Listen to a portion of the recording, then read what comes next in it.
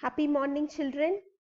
We are back into the next session after a week of holidays, and you all know that you are going to have your exams by the month of October 2nd week, and hope so you are all preparing for your exams. Let us move into today's session then. To start with today's session, before going with the topic, I have to tell you something which is important. We have discussed the deleted portions, and you may know that poem number 4 and prose lesson 5, it comes under deleted portion. So I have handled you, children, wait for a second. I have handled you supplementary lesson 4, and now we are going to start with poem number 5.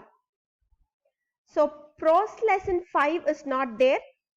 Supplementary lesson 4 is over. Supplementary lesson 4 is over. What is the title of supplementary lesson 4? In the Kingdom of Fools. Supplementary lesson 4 is In the Kingdom of Fools. I have given you a homework in Google Classroom. You have to complete that homework and you have to post your work. See to the homework and complete it on time. Today we are going to start with poem number 5. Shall we start the session then? Yes. Before getting into today's session, I want to ask you something. Come on, think and tell me, children. Just anticipate and tell me. Are you really helpful in nature? Do you help people? And how many times you have gone out of your way to help others? That is, the people who are in need, the needy. How many times you have gone out of your way to help others? Gone out of your way. What is the meaning of the word gone out of your way? Without your knowledge, when you see people, they are in need of help, you just go out of your way to help them. How many of you have done that? Okay. If you have done that, you are really great.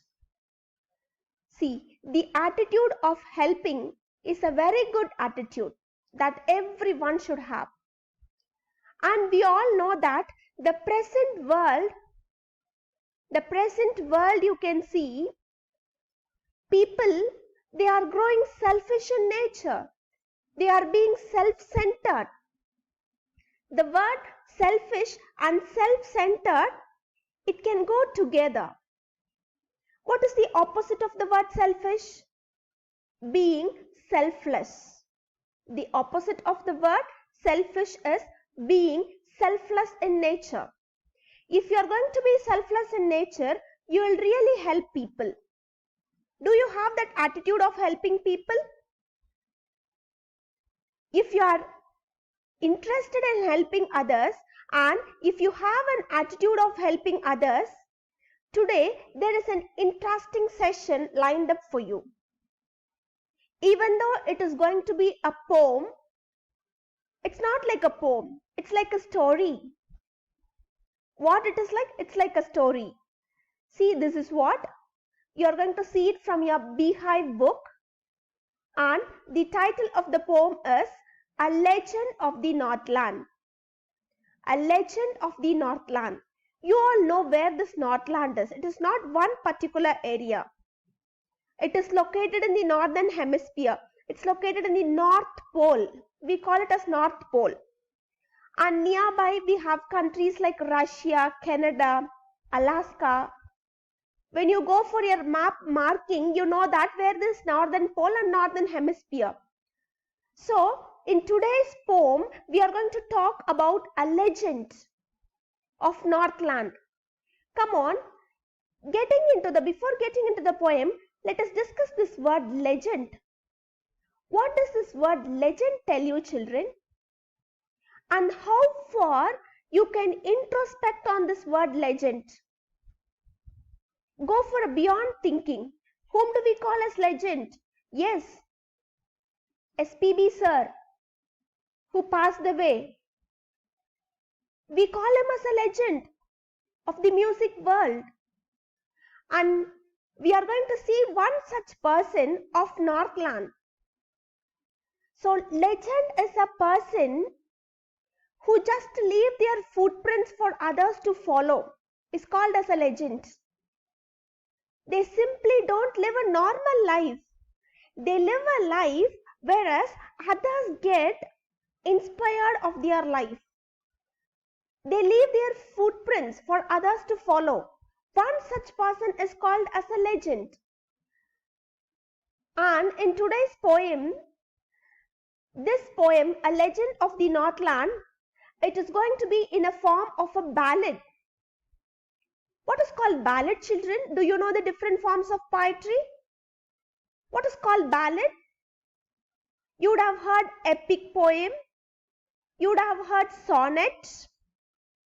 Come on, after this session, you are going to give me the answer. What is epic, sonnet, and you know about haiku, and you know about lyrical form of poetry.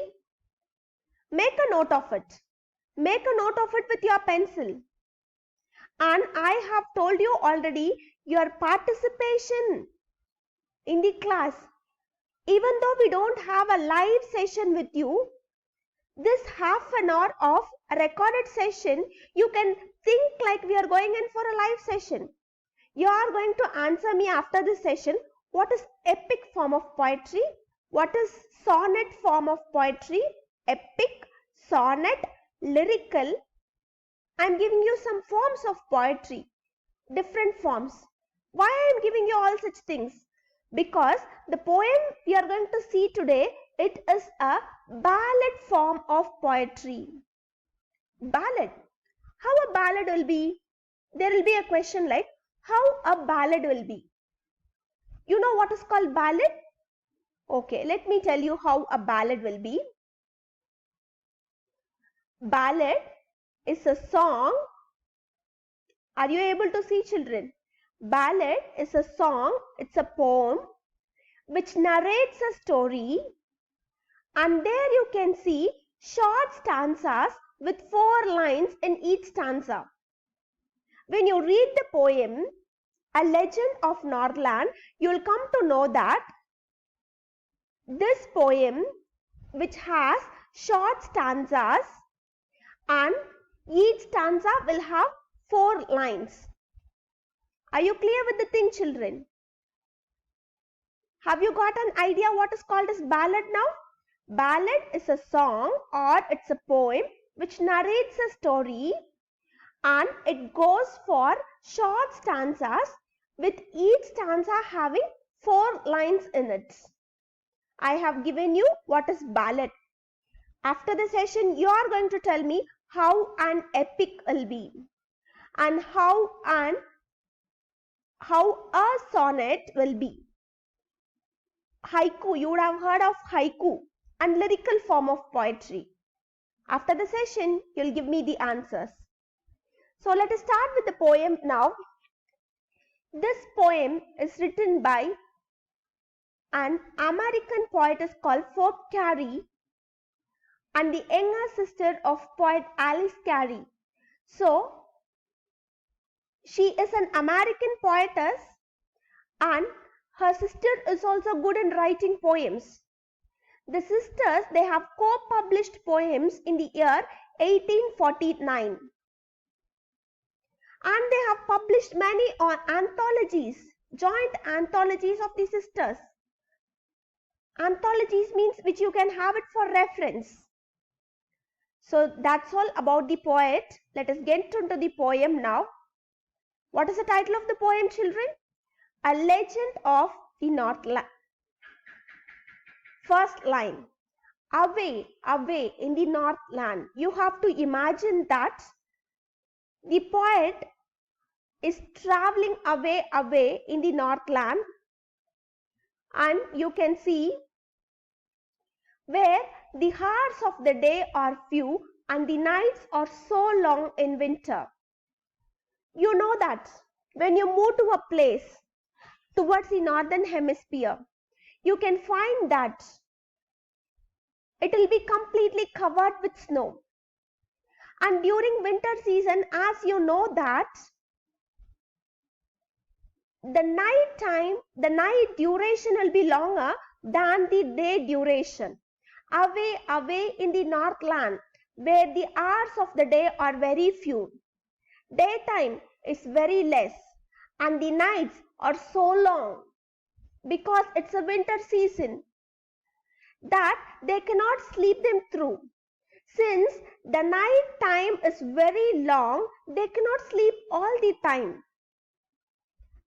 We used to go to bed around 10 o'clock and morning 6 we will wake up. That is the 8 hours of duration. But think about the countries which is in northern hemisphere. You can know that the snow falling things, ice cubes, fully covered with ice cubes. People, they'll stay in their home and they'll work from their home.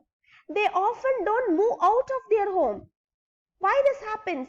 This is because of the winter season. When winter comes, it is supposed to be like they have to sleep for a long time.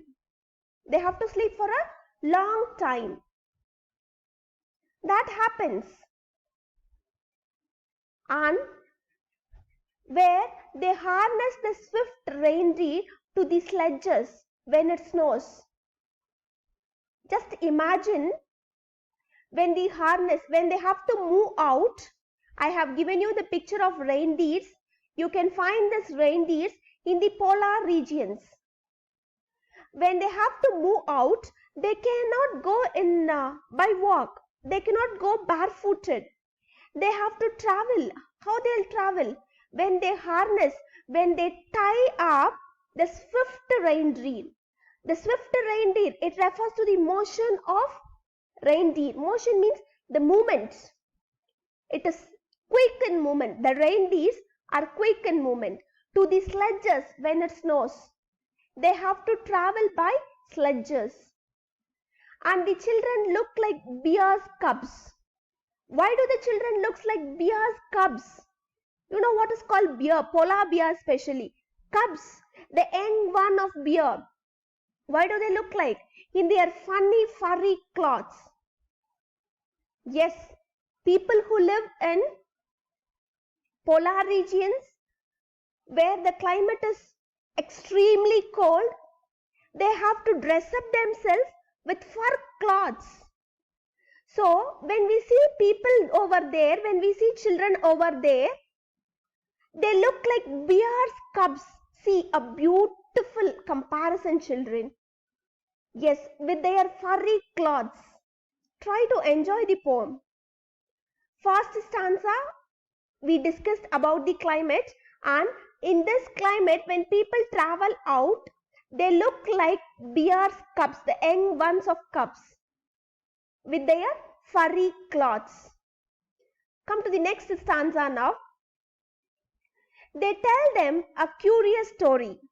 I don't believe this is true. And yet you may learn a lesson if I tell the tale to you.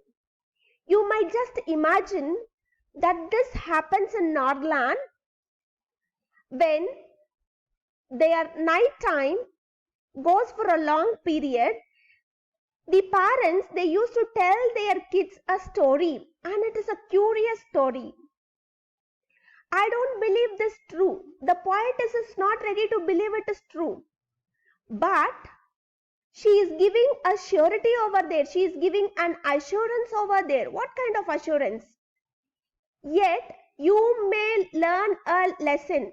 See, children, yet you may learn a lesson if I tell the tale to you. What is the meaning of the word tale? Story. People over there in Northland, they tell a curious story. The poetess is not ready to believe it, but you people may learn a lesson if I tell the tale to you. If I am going to narrate you the story, if I am going to tell you the story, you will learn a lesson out of it. Are you clear with the first three stanzas now?